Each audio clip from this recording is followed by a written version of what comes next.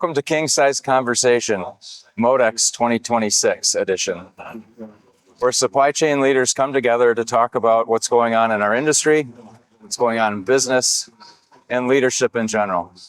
This morning, I have the opportunity and great honor to have a conversation with Mitch Smith, Chief Revenue Officer with Hytrol. Thank you, Mitch. Brian. Welcome. Thanks for having me. Yeah. We'll dive right in here this morning. So day two, getting ready to get started. Yeah. How was day one for you? So day one was good. I think the typical day one for the show, it's a little slow in the morning coming in and the afternoon picks up. So I think today is going to be an amazing day. A lot of traffic, a lot of people coming in. So day one's been good. Day two's going to be better. Anything different about the show this year than MODEX 2024?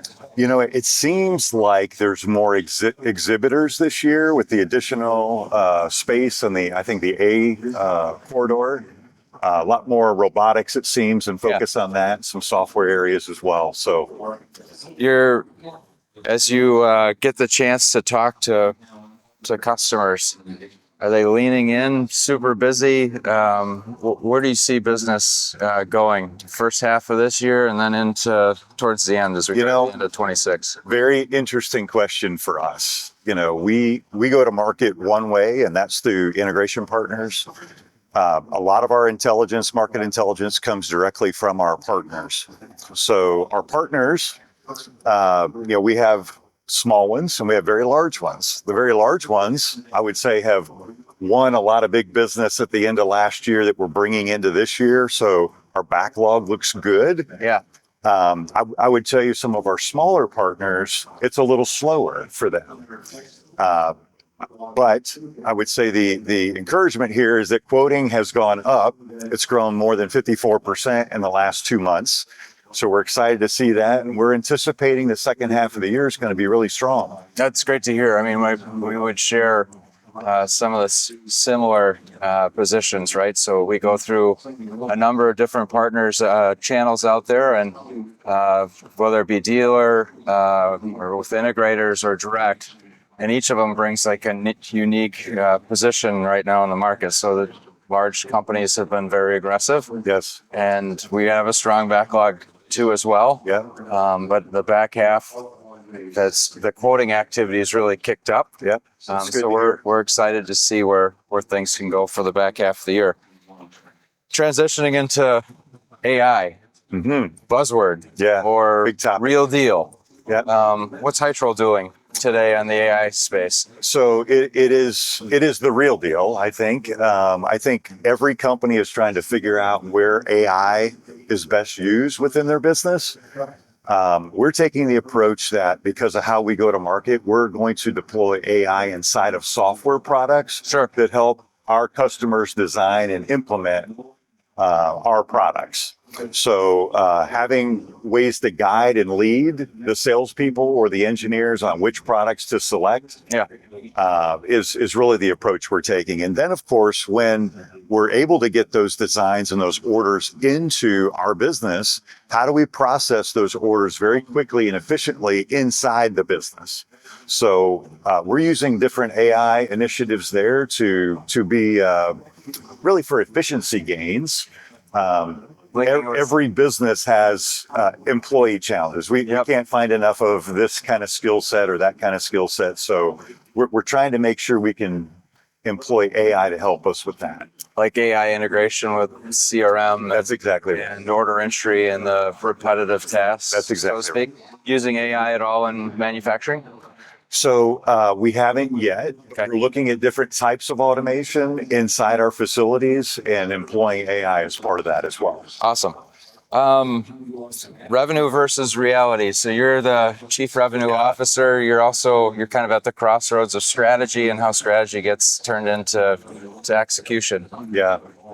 What's from a leadership perspective, what are some of the challenges that you face as being the top person when it comes to bringing in revenue, but also in many respects that top person for voice of customer in your industry, in your business? We have this interesting place that we're in where because of how we go to market solely through integration partners, We have some partners that have lots and lots of capabilities, right? Yep. They have consulting capabilities. They have their own internal controls, their own warehouse management systems, warehouse execution systems. So how do we help them grow and mature? Some of them, those partners are smaller companies that are trying to grow and mature. That dichotomy between the really large one and the really small one, they don't always want to work together. No, yeah, so how do we encourage that, right? Yeah. How do we do that? Or do we take the initiative and invest inside of Hytrol to help the integrators shore up themselves and move forward and advance? So it's a real challenge on how we do that, how much revenue would actually come in from doing that. So that's a challenge we've had for several years. Yeah. I think it will continue to be a challenge, but I would venture to say one of the beauties of this integration network, and we're seeing in this show, and we continue to see every couple of years, is the smaller integrators are being purchased by larger integrators. And so the larger integrators are bringing more capability overall to the marketplace, which is allowing us to have bigger opportunities than we've ever had before. Yeah, that consolidation, it's interesting. I think the whole industry is kind of dealing with the consolidation cycle in different pockets, but we're all kind of working through it. That's right. For sure. That's right. Supply chain disruption. What's keeping you up at night on the supply chain side? I mean, there's a whole bunch of different things out there, but on the horizon, do you see any supply chain disruptions that you have concerns about? So I meet often with our leadership team, and we have a supply chain group. Our supply chain leader just a couple of weeks ago brought to my attention that he's seeing steel prices starting to creep up. I don't know if this is just a tick in the market or if this is a long-term concern. Certainly, there's a lot of buzz around geopolitical issues and what's going on in the world and how that might affect certain components that come in from other parts of the world. So I don't really have a great crystal ball to see that at this point, but that is a concern for sure on what do all these things happening around the world mean for us from a component supply standpoint. And will we be able to maintain our pricing that we have today going into the next several months? Right. Yeah. The challenges in geopolitical, control what you can control, and then we have to deal with the rest, right? I was having a conversation with one of our partners yesterday.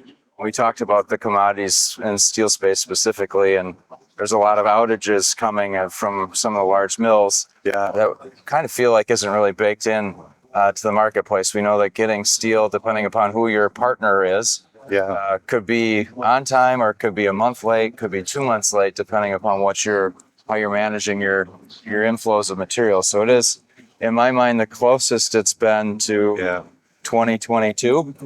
And without scary, Brian. Without actually getting there. But I don't see it as a persistent thing. I think it's just as it kind of rolls through the summer. So maybe we need to have our supply chain people talk. Would love to have that conversation. I mean, that the engagement of supply chains and how you manage, we buy a lot of similar things. But that knowledge sharing, I think one of the things that I love about MHI and our industry is it's a great partnership network. It really is. And there's a lot of shared common issues, and how we work together. These types of conversations, how we engage as companies is outstanding. Well, I'm glad you brought it up. Yeah. So transition to leadership. You didn't get here by chance.